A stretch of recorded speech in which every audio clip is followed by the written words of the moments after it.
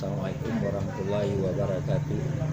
Saya sebagai Wakil Panglima Sagolpung, dan saya himbaukan kepada masyarakat mereka untuk tanggap yang ada Saurohan Anilan tanggal 4 Desember bulan 12. Mohon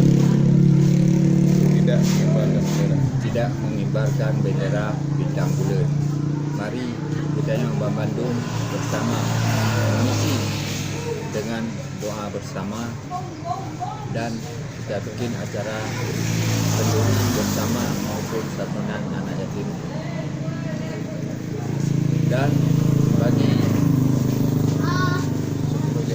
seluruh jajaran BA KPA, saya himbaukan sekali lagi, mohon menjaga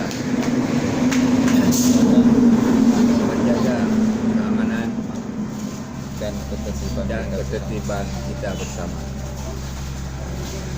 Ya, demikianlah dari Wakil Panglima Sagolpung untuk mengimbaukan jangan ada yang anarkis,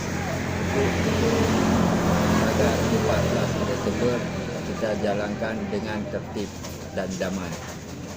Mohon sekian dari kami. Terima kasih.